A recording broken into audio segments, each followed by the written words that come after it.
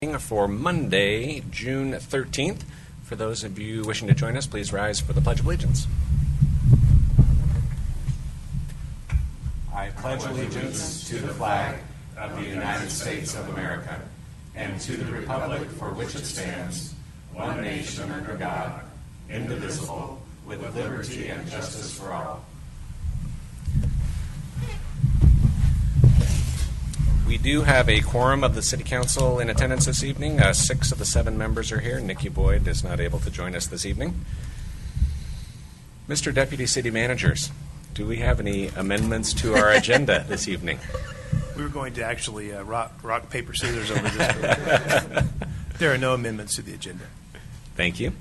We have no proclamations this evening either. So the first item is general public input. If there is anyone here from the public who wishes to address the council on an issue that is not on tonight's agenda, now is your chance to please come forward.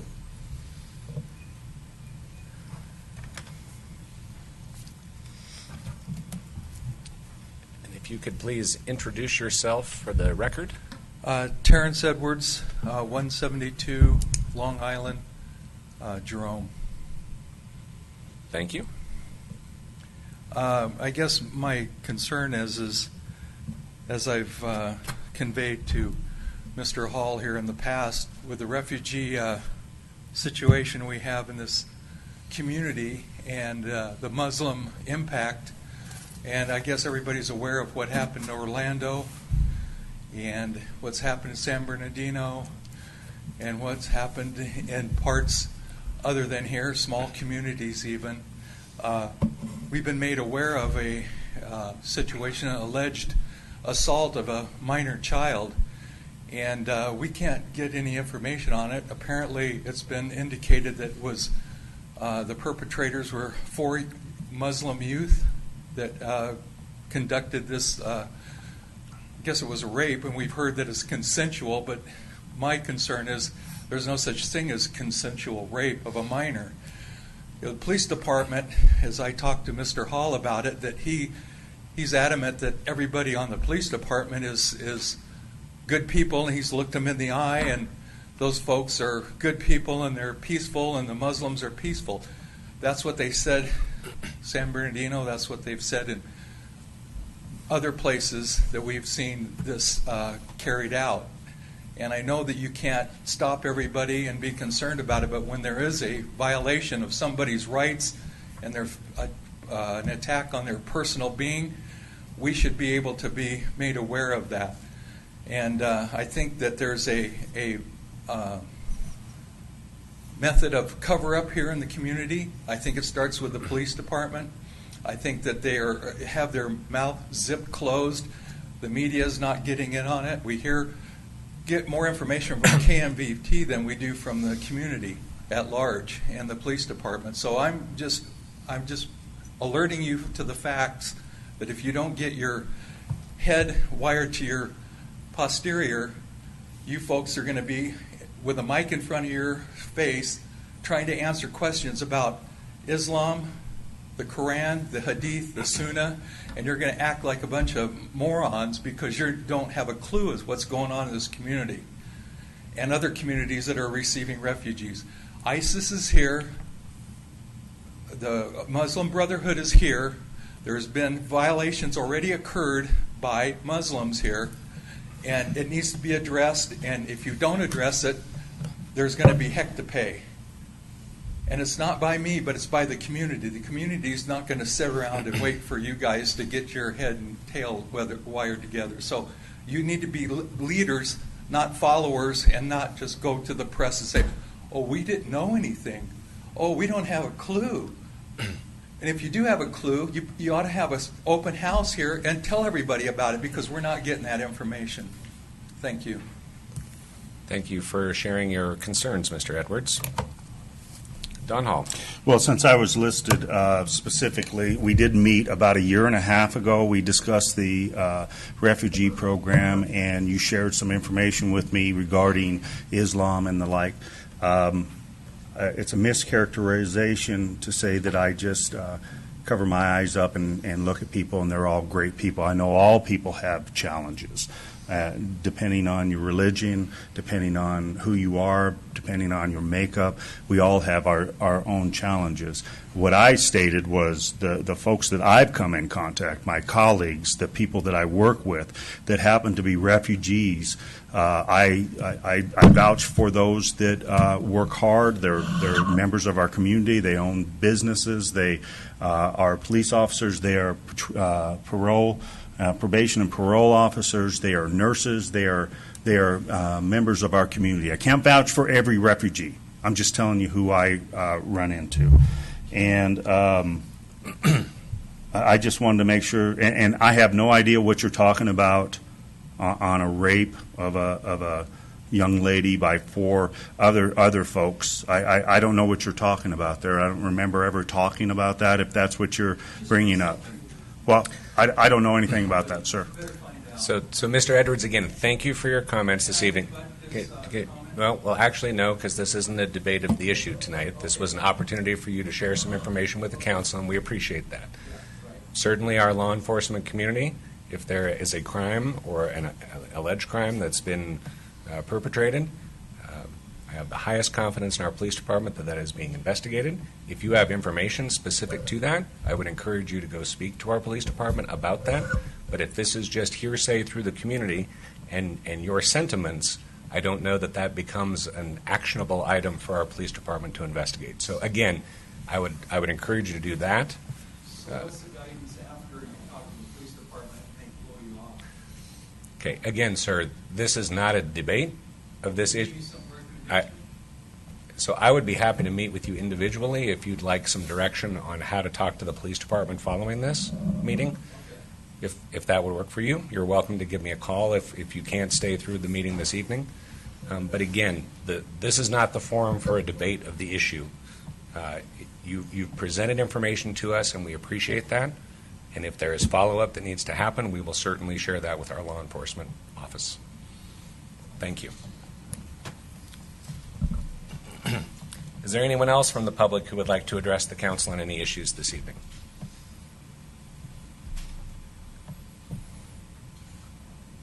Good evening. My name is Heather Stroop, 3161 East, 3200 North, Twin Falls. And I own a small business here in Twin Falls, and I've also been a little shaken up by what's happened in Orlando, and mainly because I know what the Islamic influence that has been creeping into Twin Falls has also done. I'm close friends with someone who was spit on in Winco by Islamic women and told that her God was nothing, that Allah was everything. And to me, that's a serious offense. Additionally, there have been hit and runs that obviously we heard about in the news, also by Islamic people, and many other incidences from small to larger. I also have heard about a minor who was attacked in this community. And I have young people of my own that I would like to keep safe. College-age daughter that I would like to keep safe. And I don't feel like I can at this point. I'd like to know if the city council knows where the youths were who perpetrated the crime that was in this community. Well, again, I'm not aware of a crime that has been reported, and those wouldn't be reported to the city council as but the city council should know where the crime, if there's crimes in this community. Those wouldn't be reported to us as a matter of course. This is the first I've heard of this, with this being brought to our attention this evening.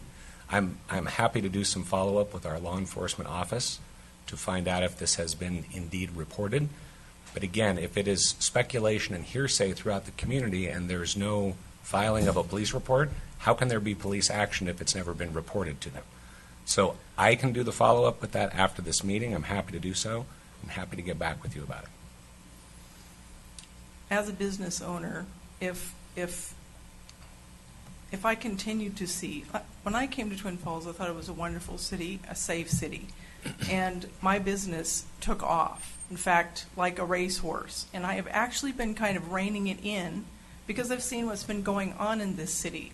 If I do a little advertising, I know my business will grow to the point where I'm overwhelmed and I have to hire people because I know it's a prospering business. But I'm not going to do that if I feel like my family isn't safe here.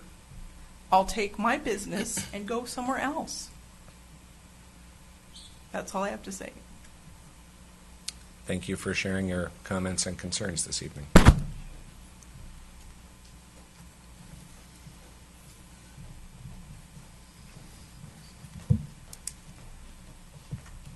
Julie Ruff, 2849 Rock Creek Road. It's a little disappointing to hear that you guys don't follow the news. Is that on purpose? Because that's what I'm hearing. We don't know what's going on. We don't know what's going So on. We don't know again, what's going on. I have not heard a news report about allegations Is that of a rape. typical?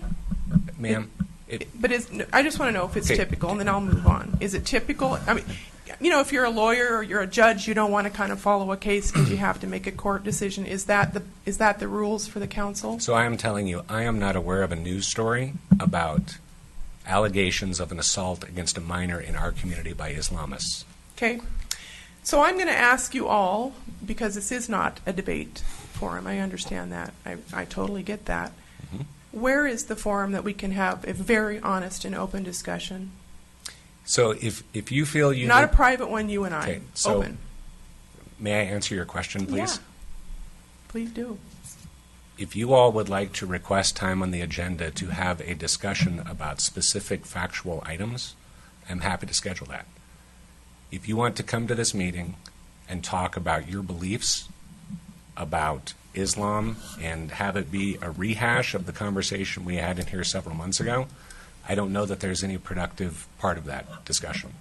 I don't know what conversation you're referring to several months When ago. members of your various groups and people with your positions on the refugees came to this meeting to talk about anti-refugee sentiments. My primary thing on this piece of paper is what forum can the community go to and say, hey, we have questions? Do we have something established already that I'm unaware of, whether it's by email or by some kind of website that I'm missing, so that I can go and ask, okay, I'm hearing this.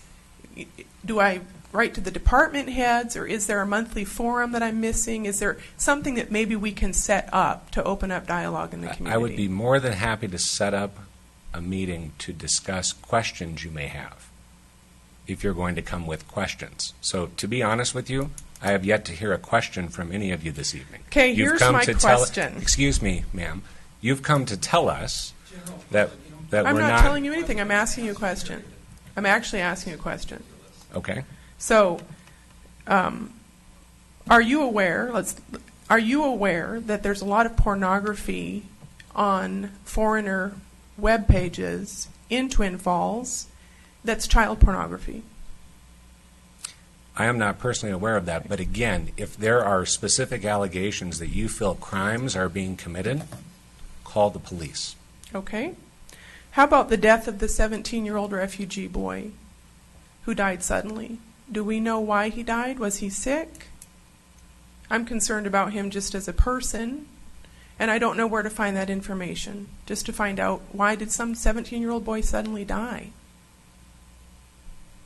Okay. Again, I'm not familiar with that case. And the baby girl found in the diaper bag, who do I go to ask specifically more details about her? That was found out in the county. I would suggest that you contact the Twin Falls County Sheriff's Office or the prosecutor's office. Do we know how many additional refugees Twin Falls has received beyond the abstract's 300? I do not believe we've received more than that, but I would recommend you contact the Refugee Center and speak to the director there. Okay. That's information that they share very freely. Do we know why the mosque received a permit in a day? I don't know what the time frame was of those building permit issues, but certainly contacting our building department I and discussing actually that. have, and I'm not getting anywhere with And that. then- That's and why I'm then- here. okay. Let's see. What else do I have on here? So Julie, here's what I would recommend. If you have written questions that you would like answers to, I'm happy to go follow up on those. I am not going to have those answers off the top of my head sitting here this evening. Shall I email you all my questions? That would be great, or you're Great. welcome to just give me a written copy of them now if you already have them printed out. Well, you won't be able to read my handwriting Okay, if I then hand it emailing to you. them to me would be fantastic. Perfect. And- you will and reply, or you'll just I will- direct me to all the offices I need to talk to? I will certainly do my best to find the answers for you or direct you to those that can give you that information. Okay. And again, if you all would like to schedule some follow-up to have those answers discussed in a public forum, I'm happy to get that on an agenda in the coming months, because you have to Okay. understand. I guess we don't- just figured we you'd don't- know. I mean, honestly, we don't. just figured you'd know. This is a giant operation No. of city government. We are Yeah. not aware of Yeah. every Okay. single bit of minutia that occurs Can here. I encourage you, though, just as a citizen, to possibly come up with something that's more of an open forum or maybe a public forum of some kind to just open dialogue up? Because we're not. You might look at us and think that we're some kind of a coalition of weirdos, and actually, there's professionals, there's business owners, there's college graduates. We're not just a bunch of weird people. We're people that are living here in this community, paying our taxes. We're nationals of somewhere in the United States or Idaho. And we have what we feel, anyway, are legitimate concerns. And people are coming saying, what's up with this, what's up with that? Who wants to go, I don't know. I mean, obviously, you guys know it's not comfortable when somebody's questioning you about something that's serious and you don't know. So we would like to be able to say, okay, Bob, here's the answer to this. Go here and find out the answer to this. So if you'll share your questions with me, I'm happy to do that. I would also say, so last fall, we actually had a very large community forum to discuss many of these issues. That at wasn't so CSI. much an open discussion, and I actually talked to them in a private meeting before that. So, another question that I have is, I think you were referring to the February 22nd meeting where people just from the community I was randomly talking showed about up. the Times News Yeah, forum that was before held that. last fall. You're- Yes, I the was one you're- talking about the Okay. discussion we had here. There were 10 individuals that stood up and told you this is not a good idea. We didn't even know each other. Many of us did not know each other, so it wasn't a coalition of, hey, you say this and I'll say that. It's not how it works. Coming in here saying, I believe everybody had an opinion of saying this is not the time. These issues aren't being addressed. In other words, this is not the time to support more of the refugee or put more taxes towards the Well, program. And again, not to rehash that whole issue in February, but one, none of your tax dollars were being spent on that. Grants- Two, that grants do. That actually was not your tax dollars being spent on that. It was a private foundation that was being applied to funds for. Secondly, it was not about bringing more refugees to the community. It was about being involved in a community discussion, much like Right, you right. are requesting that we have. Right.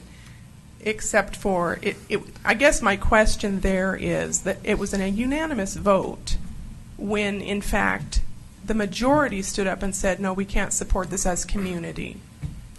Okay. Well, again, I'm not going to rehash something that we already made a decision on in February this Okay, evening. well, I'm just thought I'd bring that up. I appreciate it. Those are my personal issues, and I actually have many more than that, but obviously I've talked beyond the, I think, 3 minutes. So I'll look forward to seeing your specific questions, and we will do I what don't we think can. you'll look forward to it, but you'll do it. Thank you.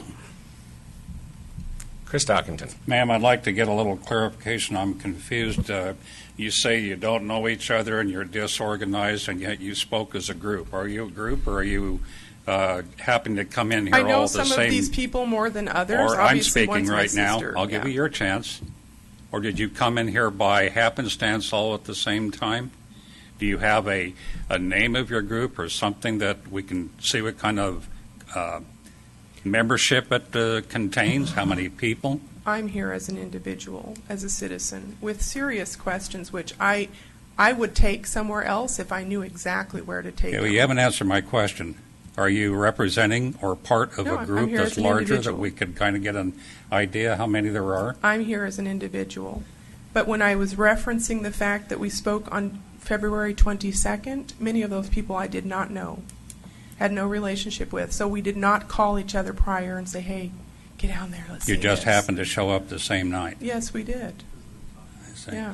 Well, that was the I know meeting that I seems recall. crazy, but some people actually follow what's going on, and then sometimes your friend calls you and said, "Did you see that?" But no, we didn't come here together as a group on that night. That was the night one of the last speakers, might have been the very last speaker, a woman who called for preservation of the white race. Is that what you're standing for? I have no idea what you're talking about. She said that in the microphone. It was recorded. Well, it certainly would not be my perspective. Thank you. Anyone else? Dhall. No, that's just a comment.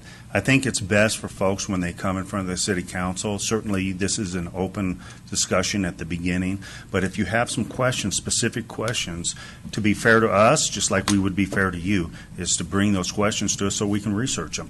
A couple things that you brought up this evening, I don't have a clue. I had not read it in the newspaper. I tend to watch the news quite a bit. Good. Okay. I try to keep track of the issues. Because I feel that that's a responsibility as a citizen. But I'm not aware of some of the things that you brought up.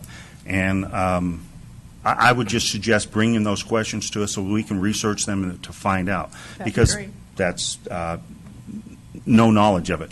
And in our meetings prior, we've had a couple meetings, Julie, where you brought me some questions. I researched them, and I brought you back answers. Yes, you did. And what we really look for in questions or thoughts or concerns in the community is I look for something actionable, something if you can have conjecture and say, this is going on, but let's look at the specifics of where it's going on, when did it take place, those kind of things, so that we can have folks research it and do a good job and figure it out. Blanket statements don't work very well unless we have specifics. A couple issues that you brought up, we researched and we found out. We've done research on the whole permitting process of the mosque, the Islamic Faith Center out there. And we have that blow by blow of exactly how all that worked. We can provide that for you. I thought that I had done that, but if I hadn't, that's my fault. Because we researched it to find that out. My husband is a builder. Several of you know that Right. it takes about 2 weeks to get a house permit. So to see the Times News actually announce permit in a day, of course it's going to raise questions, right? Yeah, I'm not. And I've researched it, and I know other people have too, and nobody's really finding an answer. We can find that answer That for would be you. awesome, because Sure. I think we deserve that as a community. to be Well, able to frankly, answer I remember that. reading through the whole document because they gave me the timeline of exactly how that whole thing took place. One of the questions you had is that they were going to have a calling tower. We found out they were not going to have a calling tower, and if they did have a calling tower, it would have to be by special use permit, and no special use permit was drawn or asked for. But So they do these actually are have one on the plan. What's so that? They did have one on the plan. Not that we see. Nothing that came in front of the building department that we have any knowledge for. If they have something other than that, they still would need to go through the process with the city to get a special use permit for that. And I would assume that would be fairly controversial since that's right in the middle of the neighborhood. I would think so. Yeah. So I think that public hearing would be, More heated than this? I'm not going to say heated, it would be interesting. Let's just say that. Right. Well, thanks for your time, even though it's not always easy, but thank you. Thank you. Anyone else? Howdy. Nolan Stroop, Twin Falls, Idaho, 3161 East, 3200 North. I actually have the news article about that alleged sexual assault, if you want me to leave it here for you, since none of you had heard about it. I can leave it here on the podium or bring it to one of you. That'd be great. It was in the news, and KMVT confirmed that it was a reported sexual assault. So it has been before the police already. But I did have a legitimate question. I mean, obviously there's a lot of concern among citizens about refugee resettlement. I mean, that's undeniable. We're concerned. What's Twin Falls City doing about these people's concerns? Because there's people who are legitimately scared. What's Twin Falls City doing? The essence that I'm getting out of you guys is, kind of lackadaisical. You kind of sitting there, don't really care a whole lot. That's kind of the essence that I'm getting. It's like you don't really care about our issues. So actually, Mr. Stroop, we've given you 25 minutes of our agenda this evening to discuss this issue that wasn't on the agenda in the first place. And with all due This is respect, open discussion. With all due respect, I think that is giving you time and an opportunity to air this out. Right, In and that's all why honesty, we're all here. I don't appreciate the lack of respect that I feel we're being given, calling us lackadaisical and laid back about this. So again, this is an open forum, and I look forward to having some discussion about it. But I also want you to understand that there needs to be a level of decorum in this forum here. So I appreciate you bringing the concerns. Related to the actual refugee resettlement program, I'll remind all of you that that program is not a function of the city of Twin Falls. It is a function of the federal government that is managed by the College of Southern Idaho here under the guidance of a state office. We are certainly in communication with those folks about the program that takes place in our community, and we will continue to have ongoing discussions with them. But the city of Twin Falls is in no position to say yes or no, this program will or won't happen unilaterally. And we are in discussion with those other organizations that certainly have heard the same concerns that you're expressing here this evening. And I would encourage you to understand the program by speaking to those who operate it as well. I'm not asking you to try and stop the program. I know that you don't have authority over that. My question was posed as, what is the Twin Falls City doing to make its residents feel safe? Because whether or not this refugee program is part of the federal government, they're bringing them into Twin Falls City. This is very much my issue as it is all your issues. So what's Twin Falls City doing to make sure its residents feel safe and are safe? The city of Twin Falls provides service to all of its citizens, whether We understand that. whether they are of Muslim faith or Christian faith or no faith at all. And those are the things that we are doing to keep this community safe. Is providing service? Yes, but what suggestions might you have that we need to be doing to make you feel safer? Personally, it's not my safety issue. It is my safety issue, but I don't feel scared. There are a lot of people in the community who do because of incidences like San Bernardino. One of the shooters there was a refugee. I feel like Twin Falls should be, I'm not a racist or white supremacist, but there should be profiling. It works. I mean, if the last 2 mass shootings have been committed by Muslims, why aren't we profiling Muslims? It makes sense, doesn't it? Here's a niche like white supremacists. We're profiling white supremacists. If somebody's a skinhead and got a swastika tattoo, we're profiling them.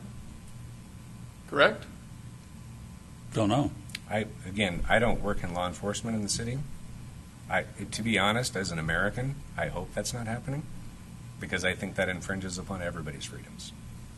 So I understand there are further questions here that I don't think we're going to get aired out in the open forum this evening. Doesn't seem like it. So what I would like to do is schedule for a future meeting an opportunity for you all to bring these questions and for us to have some experts who actually deal with this on a regular basis to be able to answer your questions, because right now I don't think we have the answers to the questions that you are going to continue to ask. And we love that. Does anybody want this news article? Yes, please. You can just leave it with the deputy city managers there. Thank you. Thank you for your time. Anyone else?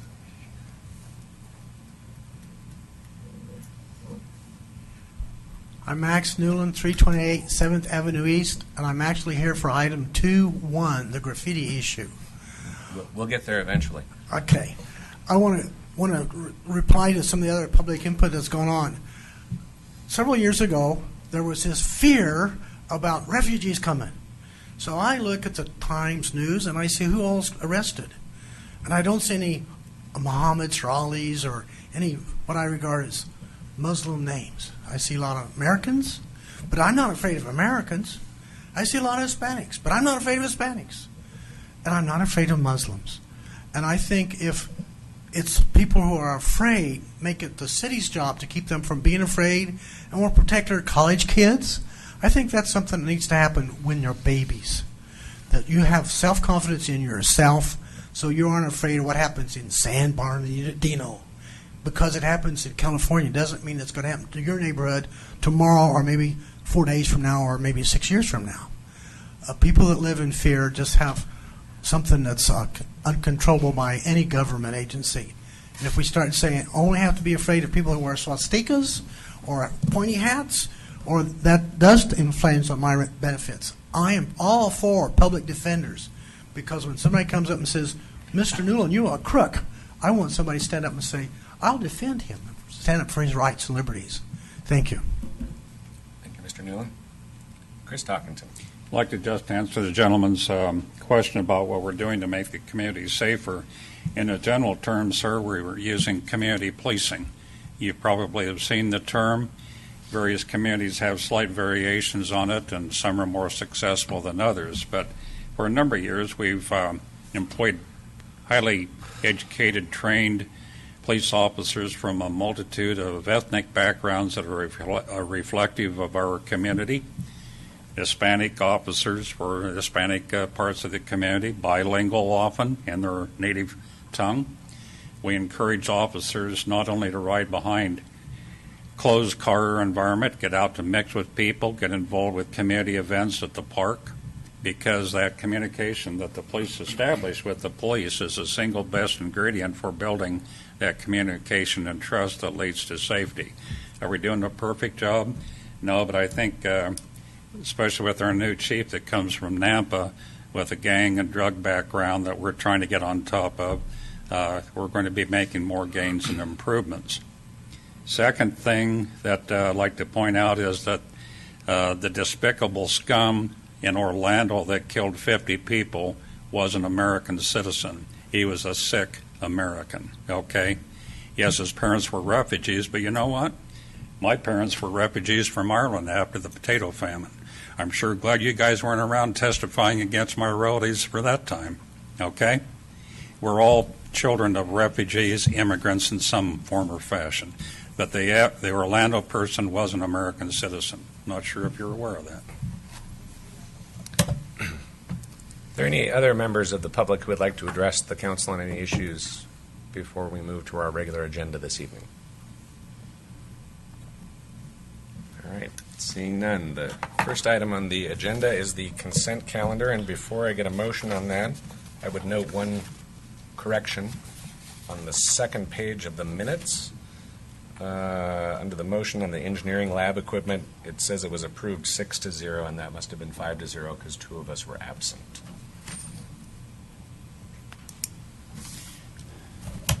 Chris Hawkins. With the change so noted, I would move approval of the consent calendar. Second. A motion by Chris Talkington, seconded by Greg Lanting to approve the consent calendar with the correction to the minutes. Is there any discussion? Seeing none, Sharon, roll call vote, please.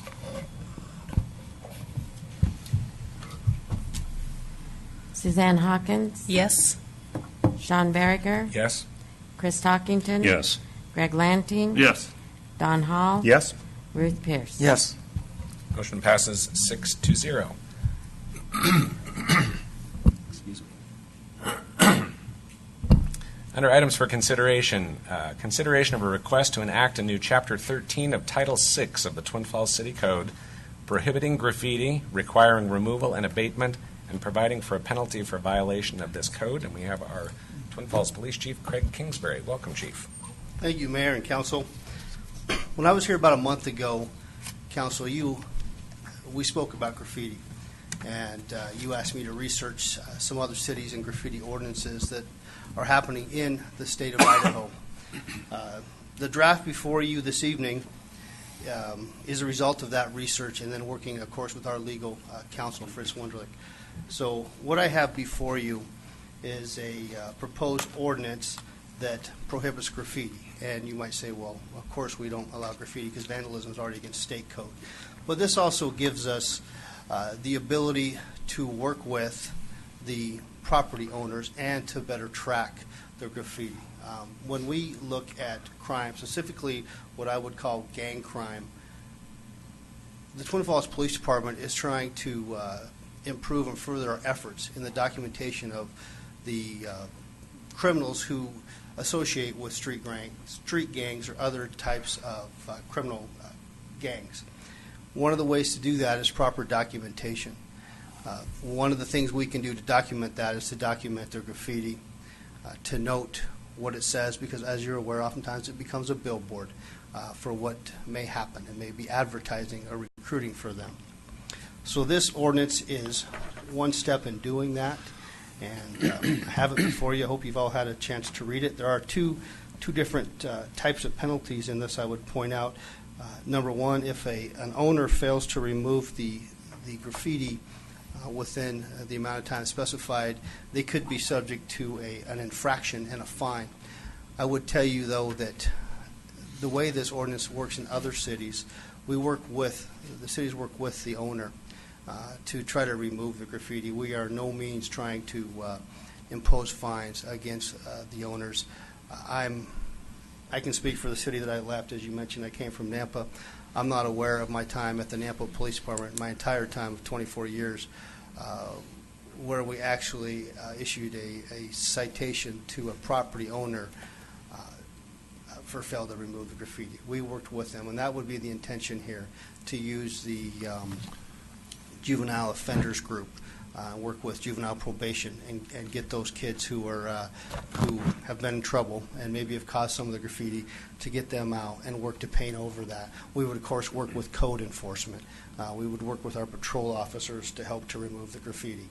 We have some great organizations in the city of Twin Falls that have already taken among themselves to work with different property owners to remove the graffiti. So I want to say that although this does have a penalty portion, and that may become necessary, and I would hope not, but the primary goal of this ordinance is to be able to document and record the graffiti so that we know what's going on as a police department in the city, and then to work with the owners to remove the graffiti as soon as possible. I would stand for any questions. Dhall.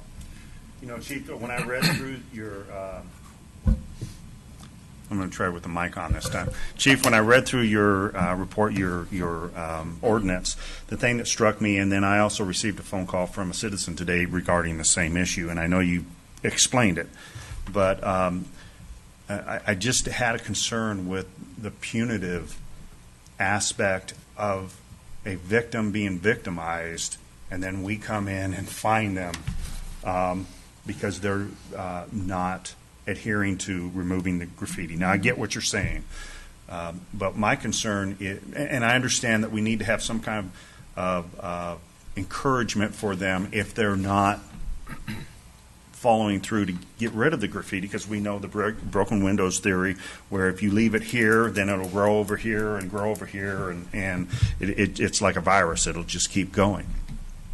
But I'm just wondering if we can soften that somehow in the ordinance, because the intention today is to not use the punitive piece, but you're not going to be here in 20 years. I'm not going to be here in 20 years. It might be someone else. Well, it will be someone else in our positions. And the intention of what we had the ordinance for might get lost and be more of an enforcement leg. And I just I'm just concerned about it evolving into something that we don't want it to. And I think with an ordinance, it's better to have the intention in the ordinance at the beginning than hope that it'll continue with the mentality that we have today. Because I know your heart. I know that you don't want to go write citations for someone that can't remove the graffiti, because maybe they can't afford to remove the graffiti. They don't have the ability. And I know that we'll work with them. And I agree with you. We have some folks out there like the juvenile offenders that can help through the county. I know that we used to have a real strong graffiti busters organization here back in the 90s when I was a police officer that took care of these issues. I'm just concerned about the enforcement. Does that make sense to you? Mayor, Councilman Hall, absolutely that makes sense. And I get your concern. I had the opportunity this afternoon prior to council to talk to a citizen about that very concern. And I would have no objection to working with Fritz to put something into our into the ordinance that kind of speaks to the intent. I will tell you that, again, in my mind, the only time would probably be looking at issuing a summons would be and oftentimes property owners who live out of the area and just don't care about the blight and refuse to cooperate, and that may get into, you have similar issues with code enforcement issues, an abatement issue, which this ordinance also calls for an abatement method as well. So that's the only time I would see us ever doing the infraction type of punishment on a homeowner or a property owner. Can I just follow up just real quick? It's also the cost of the abatement itself. That's within the ordinance. So it's not just the infraction citation, but it's the cost. And again, I go to maybe the elderly person that's on a fixed income. They can't afford to remove it, so that we go out and remove it and we send them a bill, and or we put it on their property tax. I just would like to see us somehow in there, and you've already addressed it, but the intent that we would work through all these other avenues prior to the punitive side. Thank you. Chris Talkington. You know, when I brought this up a few weeks ago, I forgot to include the graffiti busters, and it may be part of the solution. Dave Budke, he's a CPA locally. He was involved with that about 20 years ago. I think he said That's the correct. 90s. And they actually had contributions, paint contributions, that I think we might be able to reduce any sort of out-of-pocket cost for the property owner to have that taken care of. And working with people on probation and juvenile adjudication makes a lot of sense. After all, they clean up the highways, and they've been out tagging the night before, so why not get them to clean that up? But what I might suggest is that we not put this on third and final, just carry it over, let it percolate in the community for another week or two and see what the community's comments about the alleged punitive nature of it. But I guess my bottom line is that I think that we can make it, in this 20 years ago, we didn't do anything with an ordinance. I think it was just this graffiti buster group. With the ordinance as a last resort, I think we can work with community-involved people to make it a pretty win-win situation. Greg Lanting. Obviously, I agree with what you're trying to do here, and also certainly have the same concerns about being punitive. A couple of questions I have with entities, other governmental entities. Do we have any control over them with this ordinance or not? I think of about, if you walk from the visitor center down underneath there, often there's on the bridge, there's the concrete of the bridge, there's graffiti there sometimes, and I'm thinking, well, that's the state. Can we force the state to clean up? That's just a valid question. I was walking in a neighborhood today that has the new post office boxes, and there's graffiti on the back of that post office box. Do we have the ability to force the postal service to clean up their box? You know, those are questions I have, and maybe you can't answer, maybe Fritz can, maybe we need to research them. But I do like the idea, and I would think that maybe if we let it percolate for a week and then actually had a quick public hearing concerning it, might be let anybody who is interested to speak. I know Max would like to speak on it, and see whether that thinks. I wholeheartedly agree with the ordinance. I think we need something along this line. If we can soften the punity portion of it, I would be in favor of that as well. Thank you. Thank you. Suzanne Hawkins. Thank you. I don't have a lot to change. I just kind of wanted to echo what's being said. I have a hard time even the thought of penalizing somebody who's been a victim because they haven't been able to get the issue resolved. That just doesn't seem fair to me at all. I understand the out-of-state property owner, and I don't know how to legally get to the point where you're trying to get, but the way this is now, that part of it really is hard to deal with. Sorry. You don't have to apologize. I would remind council, you asked me to bring something before. That's what I'm doing. Yes, and I think we do need to address it. And I think there needs to be some way to keep the community clean, but to possibly penalize a victim, that just doesn't make sense to me. Dhall. I would just add, I know Chris said don't go third and final this evening, read it, or my suggestion really is maybe we could work with our council, just try to soften that and then bring it back next week. That I think that's probably. I'm sure that Fritz and I could do that. Could we not, Fritz? Fritz, do you have some ideas? We could soften, but you have to give us some more ideas about what you'd like. We can remove the infraction part of it, but if we remove the abatement part of it, there's nothing left. Well, let me ask you this question. Can we, in the language, talk about all the other steps we're going to take before we go to the punitive? To really get, what I'm after is the intent that in 10 years that the next reader of this ordinance will know what we were trying to accomplish. Maybe as an initial stab at this, as we work our way through it, maybe we don't impose infractions or require abatement until it's come before you, so you know exactly what has happened, rather than leave it with our code enforcement. We can see what it looks like. Okay. See how many times you're getting these, and maybe you'll get a better feel for how you might want to handle them. Okay, that makes sense. Would it be possible to include language that talks about sort of first steps being, and I don't know who it is, if it's code enforcement or law enforcement or whoever, would work with resources available to assist in the removal of the graffiti. So that would be like the juvenile offenders, and then maybe the next step is maybe it references community organizations that assist with that, but throwing a couple of those options out first, that again, it's still the responsibility of the property owner that be removed, but that we're a willing partner to provide some resources and tools. But if there's not a willingness to do that, or those tools aren't available, it still needs to be removed.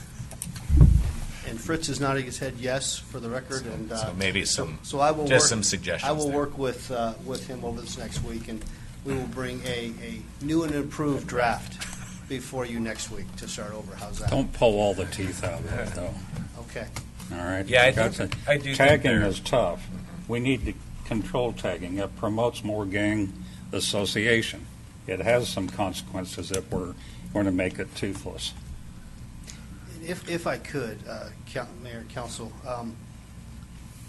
again, going back to my experience in another jurisdiction, sometimes we also had property owners of fences and things that wanted to have that kind of stuff, and it gets to be a fine line. I mean, if they own property, of course, they can paint it any way they want, but sometimes they would scare landlords. If they lived in a place, or not the property owner, but they would scare landlords into the landlords would then become convinced to leave that gang graffiti up, and that gets to be a real conversation with those property owners. Sometimes fear is associated with that.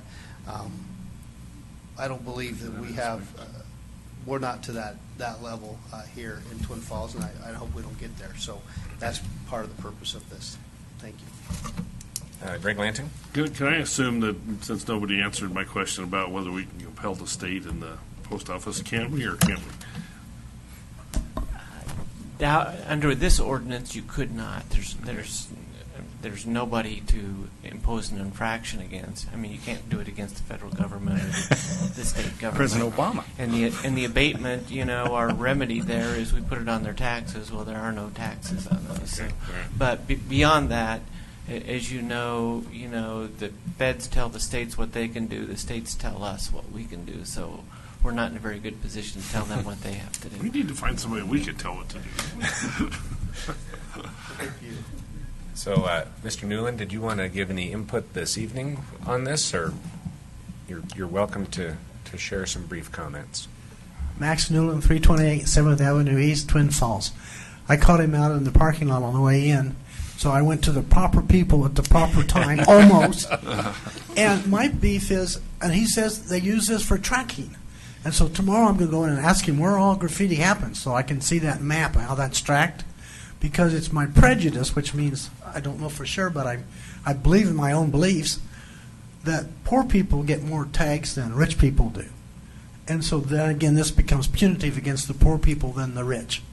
And my suggestion for a solution, I don't want to be part of the problem, I want to be part of the solution, is put a 1/10 or 0.5% tax and make it everybody's problem, and we just pay for graffiti when it comes up.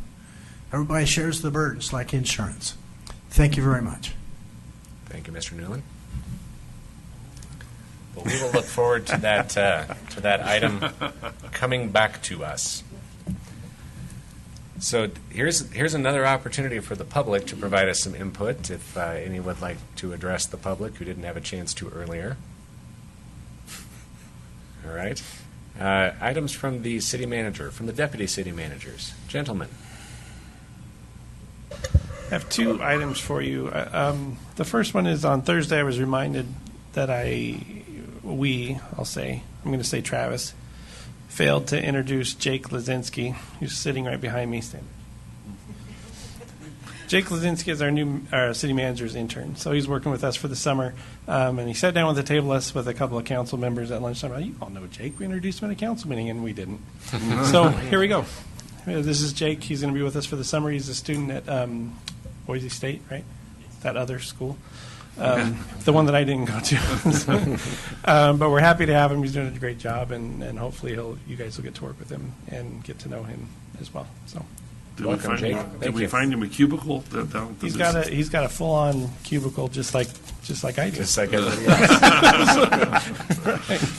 Right. The second thing I was going to provide you with a really brief update on the tear down of the Rogerson building. It's the last thing I did before I walked in this room tonight was check on that. It is mostly down, probably 80% down. They tell me it'll be completely down by 10 o'clock tomorrow morning. There is no need to close Main Street for tonight. There was a thought that might need to happen, and they're well past that point. So tomorrow after 10 o'clock, there should just be a big pile of rubbish to start hauling away. And it went really smoothly over the weekend. They were very grateful for the opportunity to work overnight. And so we're making real good progress there. And I sent you all an email with a YouTube link that shows some good video of that coming down. I want to say that was probably taken Saturday evening, I think, because it looked like it's pretty close to the beginning of it. But anyway, so it's making good progress. Thank you, Mitch. Chris Talkington. Mitch, I have a question on Star Corporation raising the building. Have they told you anything about asbestos levels? I see them keeping the hose on to keep dust of all kinds abated, but right. And they went through before the major demolition and remove obvious things. But has there been much evidence of asbestos in this purest form? There was, I wouldn't say significant amounts of asbestos. There was asbestos present in the Rogerson building. There was a several-week-long abatement period where the asbestos was being removed by certified asbestos removal folks before Ideal Demolition started doing anything. And so that's all happened. That all happened before anything they're doing now. And the same story is actually true for the Banner building across the street that the city's doing. There was asbestos in that building as well. A lot of it we knew about. In fact, in both buildings, we did a test to identify it all ahead of time. We identified most of it. They were able to uncover more as they started getting in. And all of that has been abated now as well in the Banner building. And now they're starting just regular demolition on both buildings. But all the asbestos was removed by certified folks and done in accordance with all those rules and regulations for it. So, thank you. Thank you. Items from the City Council. So I wanted to just chime in with a couple first. We have the Canyon Springs Road Committee is meeting this week on Thursday, continuing their work as they continue to explore the challenges and opportunities with the Canyon Springs grade and trying to balance recreation and transportation needs out there. So that group's been doing a lot of hard work, a lot of heavy-duty engineering reading with that group. And then just two other quick things I want to point out. First, I'd like to acknowledge the loss of a couple of our key community members this last week. David Mead, who was probably one of the most engaged citizens I've ever had the opportunity to meet, and certainly involved in a number of important activities over the history of our community, including a significant support of the arts and certainly our natural settings and the canyon, passed away last week. And second, Willie Dane, who was another lifelong supporter of our community, never afraid to share his opinion, but whose entrepreneurial spirit really served a lot of folks here, including the visitors down at Shoshone Falls as he operated the concessions down there. So our thoughts and prayers are certainly with the Meade and Dane families. And finally, a fantastic weekend with the Special Olympics state games held here. Had the opportunity to be a part of the opening ceremonies on Friday evening, and several hundred athletes and their supporters from around Idaho. Outstanding community support. I couldn't be prouder of Twin Falls for the way they stepped up to be part of those games, not only in volunteering to help with them, but certainly just spectators showing up. The crowds were, the stands were full of folks on Friday night, and I know at the events all day Saturday as well. I do want to give a special acknowledgement to Suzanne Hawkins for her work in coordinating those volunteers. I know she has some background and experience with that, with some other significant community events, but that is not an easy task, herding the cats out there. So, Suzanne, thank you for all that you did to be a part of it. Don Hall. Well, first of all, I want to say thank you for bringing up the two losses that we had this last week. They were both very, very good men, so thank you for doing that. A couple of other things I wanted to bring to your attention is, first of all, we had the Vietnam Memorial event at City Park on Saturday morning, and our own Chris Talkington, who is a Vietnam era veteran, gave a welcome for the city and shared some wise words and did a really good job. Appreciate Chris standing up and doing that. Also, just a side note, I don't know if many of you were able to read Michelle Michaels' article about the memorial that we have at the corner there in City Park, but that is probably, if it's not the oldest in the United States, it's one of the oldest in the United States. It is the first in Idaho, anyway, memorial for our Vietnam vets. And 67, isn't it? yeah, it's 67. And, Gotta be one of the first. That's phenomenal. We have that in our city park and to honor the men that sacrificed for us. Number two, the next issue is I was able to attend the URA meeting this at lunch, and please correct me where I'm wrong here, Mitch, you were there with me. But a couple things that really stood out to me in the presentations and the information that was shared and what they decided to, some of the decisions they made, is first of all, they're going to be putting 3 new fire hydrants on the main street side of Main Street during the project. Some significant costs to be able to do that, but it's the right thing to do to have the fire hydrants on the front of Main to better protect those buildings. Number two, the thing that still amazes me, I wasn't aware of this until the presentation, but several of the buildings along Main Street have basements that jut out almost to the street. So underneath those sidewalks, there's actual basements into the public right-of-way. So there was some debate today about how that even took place, but it was done back in the day. But that's a significant thing that the folks that are doing the project are looking at, because the sidewalks and everything are going to be removed and replaced, and we need to ensure that they are built correctly in case a fire truck ever had to pull up on the sidewalk for a fire or something, to make sure that it's stable to be able to do that. And a couple of the locations, it didn't look all that stable to me in looking at it. So just a couple notes that I thought I'd bring to your attention that was very interesting, and the group is all over. Thank you, Don. Suzanne Hawkins. Thank you. I have a couple things as well. First of all, I'd like to give a big thanks to city staff. We had some citizens who were concerned with the crossing area behind the new mall by Canyon Springs Grade Road. We were hoping people would stay on the sidewalk up to Fillmore, cross the street, then pick up the trail and go back around, but that is not the natural flow of traffic. And we had a lot of people crossing in a very dangerous area where there was parking on the streets and people were darting between cars. And so it was brought to our attention, and city staff jumped on it. There's a new crosswalk there. There's no parking signs now. And I had the residents from that neighborhood tell me that it's had a natural calming effect on the traffic as well. And they are just absolutely thrilled to death. It was a good solution for a neighborhood that was concerned, and I think city staff did a great job addressing that.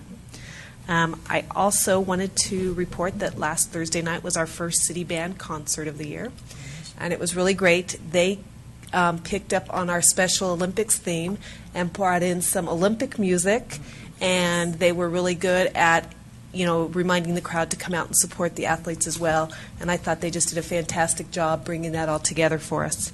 My third one's to the council members. I am scheduled for radio next week, but I will be in Boise for AIC, as will most of you. It's Wednesday morning. I have to go up Tuesday night with the youth council, and I didn't know if anybody wanted it, and if not to throw you under the bus, but my thought is it might be a great chance for Wendy to give an update on Parks and Rec things happening. We will definitely turn it to the staff, and we'll let them arm wrestle who can do that, since I don't think any of the rest of us are available. Well, I'm here but not available. That's fine. Thank you. Thank you. Anything else from the council? You all ready to keep rolling with the public hearings? Let's rock. Okay. Gerald's here and ready. Gerald is here. We will move to the next section of the agenda, which is a few public hearings that we have scheduled this evening. The first is consideration of a request for a PUD amendment to the North Haven PUD, Agreement number 235, to allow additional building heights within the North Haven Business Park Subdivision number 2, as per City Code and Ordinance 3077, for property located northwest of the Cheney Drive West and Villiers Street intersection. We have Gerald Martins on behalf of North Haven Business Park. Welcome, Mr. Martins. Thank you, Council. My name is Gerald Martins. I'm here this evening to represent North Haven Business Park, the owner of the undeveloped property in North Haven subdivision, which is outlined by the dashed line. In 2006, this project was planned and platted, and plat recorded in the PUD document was recorded. And it's specified building heights that matched the code at that time. Since then, the city has changed their code. This is a very simple request to just bring the height limitations within that property in conformance with the current code. In the future, I'll be wiser. I'm just going to put in the PUD documents that it'll conform to code at the time of the applicant, but we did put in the specific 35-foot height limitation, and that is restricting some potential development in that property. So we're just asking that the PUD be amended to allow conformance, and that is the language with the code as it is at the time the application is submitted. With that, I'll be glad to answer any questions. Any questions for Gerald? I do not see any, so we will turn it over to city staff for the staff report. Jonathan Spenlove. Thank you, Mr. Mayor. I think Gerald summed it up really well. Really, and the only thing I have left is the possible impacts. We do have some of the buildings that are built. Norco and a dialysis center here. This is Castle's Corner. First Federal with some other office buildings in this area. The surgery center for St. Luke's is across the street being constructed currently. The other buildings in the area that are taller than 25 feet, some of them are taller than 35. The hospital obviously is taller than 35 feet. CSI has a few. We don't see any really big impacts. The only thing is a visual impact to anything. During a public hearing on May 24th, the Commission unanimously, the Planning and Zoning Commission that is, unanimously recommended approval as presented and subject to the following conditions, subject to the amendment being applicable only for the undeveloped lots within the North Haven Business Park subdivision number 2, which is the areas outlined with the dash line. That is all. So I actually have a question related to that subject to provision. So in the future, if there were to be a redevelopment of one of the existing lots, would it have to stay at 35 feet, or would it be allowed to move That's what higher? the condition states, yes. So if Castle's Corner were demolished and something else wanted to go in that was taller, that's what that amendment or that recommendation It would be is. precluded from. Be precluded from going to 50. And was there a rationale presented by the Planning and Zoning Commission for those particular lots? Only that, if Gerald may correct, only that the owners of those lots had already been sold, and so they were not part of the application. That does not preclude, and I have to look for Mitch and Fritz for guidance on that. If they didn't sign the application for it, I'm not sure. Is that the idea of Gerald? Yes, well, the reason obviously is that they would have all had to been applicants for the change. It's our feeling that each of those, if they so choose, could come in with the same argument we're presenting here today, that the code has changed, and if they were, and I really couldn't see the reason why. In all likelihood, it wouldn't be granted, but they would have to come in with a specific request for those specific lots whenever that would occur.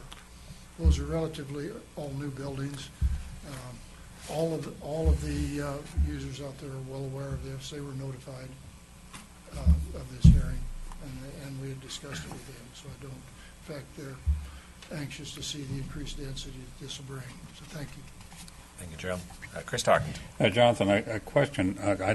I certainly think it's appropriate to consider amending this PUD for the 50 feet. But as I recall, we've had questions in the past of the 50 foot is an absolute height, or would that be able to include fascia, flagpoles, antenna, out service buildings in addition to the net 50 feet from ground level or the measurement point? So we measure from nearest top of curb, from the nearest public roadway, 50 feet. It does not include the architectural projections, uninhabitable space type of deal. Flagpoles would be something different. So the 50 feet is really like your habitable space on a building. So it could be some number of feet and is some number of feet. I think the Shiloh Inn was one of the cases. And Fairfield is a newer one, too, as well. Okay. That had some architectural... So there is no look at the ultimate building. height to this. It's only the habitable height. Within reason, yeah. What's reason? That's a good question, Chris. Boom, it went right by me. Thank you. Yep. Thank you. So we will open the public hearing for this item. I'm guessing nobody signed up to speak on this. If there's anyone here who would like to speak on this issue, please come forward. Seeing no one, we will close the public testimony portion of the public hearing and turn it over to council for some discussion. Gerald, did you have any closing comments you want to give there? Okay. Chris Talkington. So is this an ordinance or just a passage? There's no ordinance tonight. It would just be approval. We bring I would move to amend PUD 235 with the attached P&Z conditions. Second. Motion by Chris Talkington, seconded by Ruth Pierce. Hold on, I'm going to get the right page to write things down here. Seconded by Ruth Pierce to approve the request as presented with the condition of the Planning and Zoning Commission as well. Is there any discussion from the council?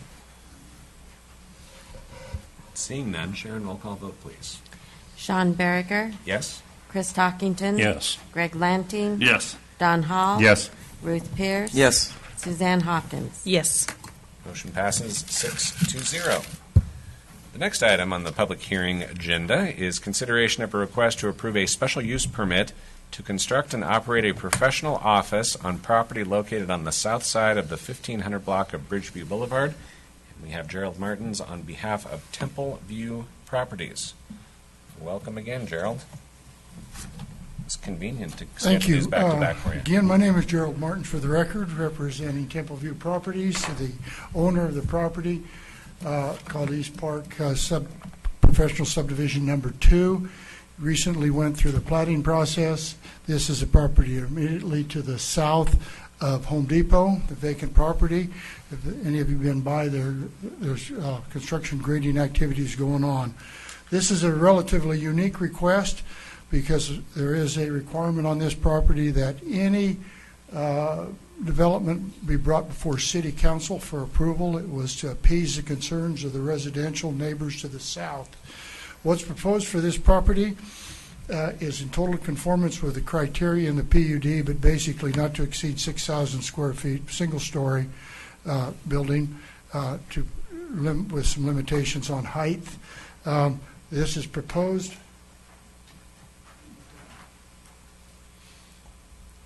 as a new title company building, approximately 5,400 square feet, ground level. There is a basement, mechanical, and a break room in the basement of the facility. It is one story. It is very compatible in colors, materials, stone, as the surgery center that we brought before you on this diagonal lot a few weeks ago. There will be another one coming to you probably in about 3 weeks, which is a property immediately to the west of this property. Once again, architecturally, they are all compatible. They all have cross-use parking, common landscaping. All of the landscaping on the entire perimeter of this property will be association-owned and maintained. So we're going to have a very consistent, uniform, professional office project. That, I'd be glad to answer any questions. We're just here to show you what we're doing, and feel free to criticize the architect. He's not here. I criticize architects all the time. So. Any questions for Gerald? Seeing none, we'll turn it over to Jonathan for a staff report. Thank you, Mr. Mayor and members of the council. This history is actually very similar to the history you heard a couple weeks ago about the surgery center Joe talked about. It all came in about the same time for platting. With regard to this newest plat, was actually really recently, but it was kind of pre-platted before. The conditions are the same in the PUD. It's a professional office overlay. Within that PUD, you need a special use permit in that, but then there's also provision to come to you within that PUD, so we're satisfying that. All the required improvements, like the parking, landscaping, screening, storm drainage, all appear to be in conformance with what's required in city code with the plan that Gerald showed. Additionally, the PUD also has a few others. Talks about buildings constructed on this property will be constructed using residential style architecture and will have an architectural finish aesthetically pleasing. All professional buildings in this area will be limited to single story, which it shows. Buildings within 350 feet of locus may have larger buildings. Buildings facing Cheney will be positioned. This one's not facing Cheney. And then the landscaping, there's a perimeter landscaping requirement along Bridgeview Boulevard. All those things we will look for during the building permit process. Again, we're just here for kind of the use of the property, which is professional office, totally allowed through special use permit. The impacts to the area, due to nothing being there previously, there will be increase in vehicular traffic. It's really close to Madrona, Locust, Pole Line. Cheney Drive connects to Blue Lakes Boulevard. We do not believe hardly any of the traffic will go through nearby residential neighborhoods unless somebody from that neighborhood is coming to this business specifically. There are ample collectors and arterials around it to get to and from this whole area. Now, light intrusion is another one that we've heard from the neighbors to the south. So we did add a condition similar to the other business we had as far as subject to all lighting being downward facing and the light source being shielded from nearby residential properties. So should the council grant this special use permit as presented, staff recommends 2 conditions. Number 1, subject to the site plan amendments as required by building, engineering, fire, and zoning officials to ensure compliance with applicable city code requirements and standards, and compliance with the East Park PUD agreement number 213. And number 2 is dealing with the lighting that I just previously stated. That is all. Thank you, Jonathan. Any questions for Jonathan? Seeing none, we will open the public hearing. If there's anyone who would like to provide testimony on this item. Seeing no one, we will close the public input portion of the public hearing and turn it over to council. Suzanne Hawkins. Thank you. I move that we approve the request for a special use permit to operate a professional office on property located on the south side of the 1500 block of Bridgeview Boulevard, application 2788 with the attached conditions mentioned.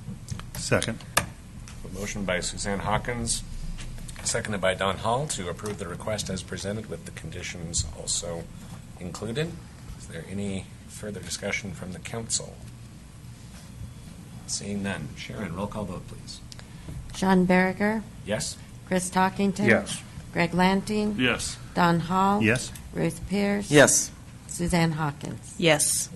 Motion passes 6-0. And finally, on the public hearing agenda, we have consideration of a request for a zoning title amendment to amend City Code 10720B2C, public hearing notice requirements by adding or as determined by the administrator to the number of posted public notice signs required. And this is coming to us from the city of Twin Falls. We have Jonathan Spendlove. Thank Welcome, you. Jonathan. Again, yes. You're going to give your own staff report, too? City Council approved ordinance 2012, July 6, 1981. It's pretty much the code we have today. We made an amendment to that on March 2015, amending the public hearing notice requirements. Due to some lack of notice, some people felt like they were not getting noticed. We increased the distance, we increased the number of signs, and we increased the size of signs. After a year or so of having this, we now have some experience with those notice requirements and have seen that sometimes that notice requirement is excessive. Particularly this last amendment that Gerald had today with the North Haven PUD.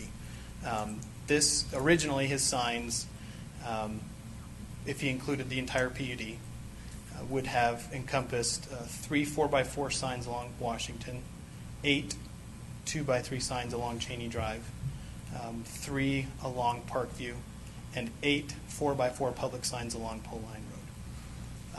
It would have been littered almost literally with public hearing signs. That's like a campaign. Yeah, the elections. Not only that, but we're also looking at the cost to people. So the city does not have these signs. We do not provide them. They either make them or rent them. And so in some of these public hearings, we've noticed some of them tend to be excessive. So the idea behind requiring more signs was well-intentioned, and when the code says you shall, we have no way of saying you shall or may do fewer. So the amendment that we have is to create some